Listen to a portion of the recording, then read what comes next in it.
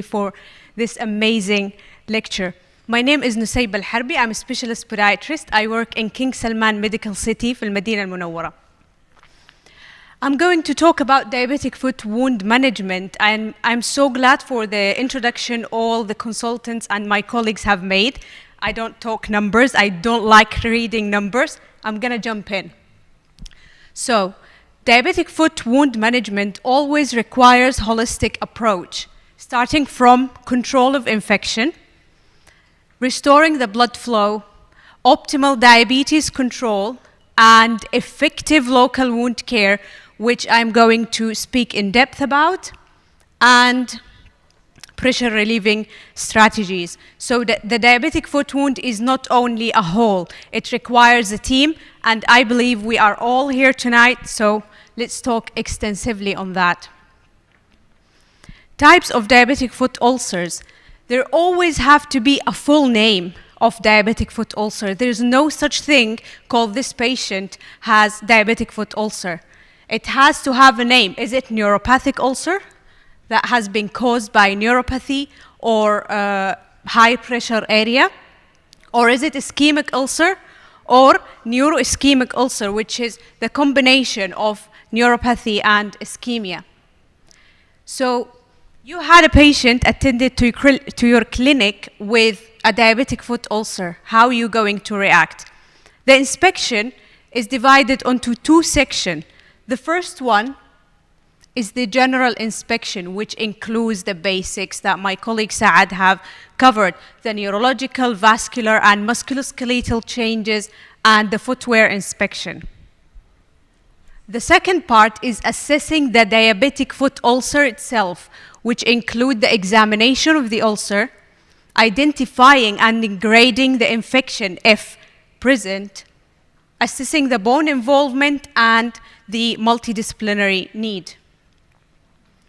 So the musculoskeletal changes, as you can see here, these are amazing cards presented by International Diabetic Foot Working Group 2023, presenting how these deformities can prone a very high risk areas for wounds and non-closing ulcer, which requires immediate referrals to our podiatric surgeons.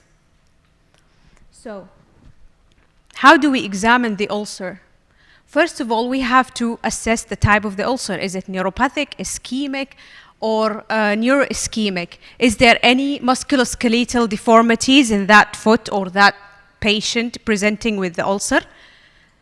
Wound dimensions and location, wound bed, and is there any exposed bone? Any signs of infection, local or systemic? Is there any exudate? And what is the status of the peri-wound area? I'm going to show you how we document these aspects of the assessed wounds. I want you to read that documentation. So imagine the wound that I'm going to read now. Diabetic patient with right foot big toe wound, 1 by 1 centimeters, no depth, infected since 2 days with callus. Anybody can see the wounds in their head, that wound in that? Definitely not. Your documentation of the wound has to be seen. If you send that description, if I send that description to Dr. Hani, he will block me in WhatsApp, I swear. Because this is not an accurate description. Some other clinician going to read that description and make decisions upon it. How about this? Type 2 diabetic patient presents to the diabetic foot clinic with right hallux plantar neuropathic ulcer with overlying hyperkeratosis. The patient reports walking barefoot 2 weeks ago in his farm, and he came to clinic because of smelly toes, which means the patient has no feeling. He came only because he smelled his toe, okay? Right first hammer toe, we explained the musculoskeletal part. Positive erythema bigger than 1 centimeter and less than 2 centimeters. This is a very important classification because it can take the infection level from mild to moderate. positive swelling, positive hotness, positive serous moderate exudate, positive malodor, negative signs of systemic infection, 1 by 1 centimeters with 2 millimeters depth, positive probing to bone test, grade 2 mild infection, 80% granulation, 20% slough tissue, and peri-wound area with hyperkeratosis. I bet everyone can see that wound now in their head because it's very well described. It can always be better, it can always be improved, but this is the way how I approach the description of the wounds. This is a really boring slide. It's grading the infection and severity, but we all should know it by heart. There is 4 stages of infection, one of them uninfected, mild, moderate, severe. Always moderate and severe patients should be referred to ER immediately. However, there is subtle signs of infection in diabetic foot patient with chronic wounds, such as hypergranulation can be a subtle sign of infection. And wound undermining, malodor. Some patient with arterial insufficiency might not show the proper signs of infection or the classic signs of infection. The holistic approach, including treating the underlying disease process, control of infection, wound care, and offloading. So PAD or severe ischemia suspected, immediately referral to vascular. Achieving optimal diabetes control, manage the risk factors such as high blood pressure, hyperlipidemia, and smoking, address the possibility of a physical cause. Okay, control of infection. If infection is suspected and the wound is present, we should immediately send a soft tissue or bone sample from the base of the debrided and cleansed wound, okay? If this cannot be obtained, we can take a deep swab, considering X-ray if the wound is deep, because there is high risk of osteomyelitis.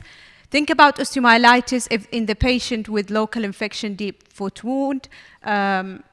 According to International Diabetic Foot Group, if you suspect osteomyelitis, there is initial essential studies is the probe to bone test, plain X-rays, ESR, C-reactive protein, and if you are still in doubt, conduct MRI.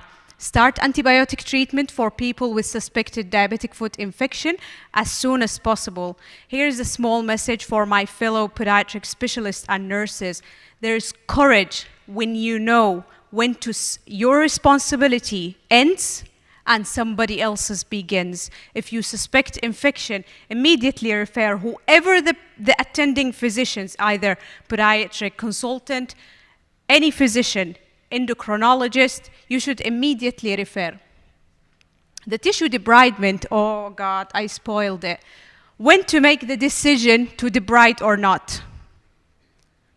At every dressing change. Okay, every dressing change, you should make the decision to debride or not. The sharp debridement is the gold standard. I'm gonna show you a picture before and after the sharp debridement. So before the sharp debridement, there is no way I could tell what this wound is, how to classify the wound, what is going on underneath. After I palpated the patient pulses, I listened to the Doppler phases, he was perfectly fine. I went through the sharp debridement and everything went well. So it requires experienced practitioner, decision-making skills, debride the wound margins, however, the patient should be vascular-wise clear, and get the patient on board. Always tell the patient what you are doing and why you are doing it. He came to your clinic with a closed toe and he's going to leave with a dressing and a hole in his foot. So always get your patient on board. Autolytic debridement, this is an example. This patient, we underwent autolytic debridement because she was in severe pain.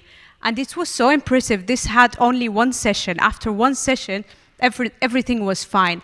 But application of moisture retentive dressing in the presence of ischemia and or dry gangrene is not recommended.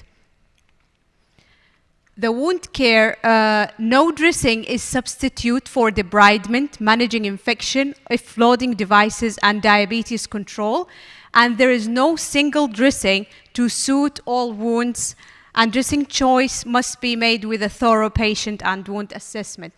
Here is a very good table from a very good source. I can't remember where, if you want to take a picture of it, because I can't go through it now. It shows type of tissues in the wound, what is our therapeutic goal, and what is the role of that dressing should be. What we should take into consideration, the infected and highly exuding wounds, we should see the patient daily. Otherwise, until improved, we should expand the visits. Different type of dressing may be needed as the status of the wound changes. Obviously, never stick into one dressing choice. And some patient, if some patient ask for doing the dressing at their house, we should always tell them what is the signs of infection. If you see this, you should come back. Maybe here we can occupy the telemedicine if we have it. We can monitor the patient from far away. Also, it is a good idea to mark the extent of any cellulitis to follow with the progress. Avoid bandaging over the toes. This might cause a tourniquet effect. Okay? So what we should do, instead, layer the gauze over the toes and secure with a bandage from the metatarsal head to a suitable point of the foot. Always make sure to protect in between the toes. Never close a foot without putting something in between the toes. And avoid tight or bulky dressing. Offloading, we have different types of offloading for non-plantar, plantar, and plantar. حاضر. Time's up. Yalla. You can take a picture of that if you want. Okay. Diabetic foot management isn't just about treating wounds, it's about preventing the next one. Thank you.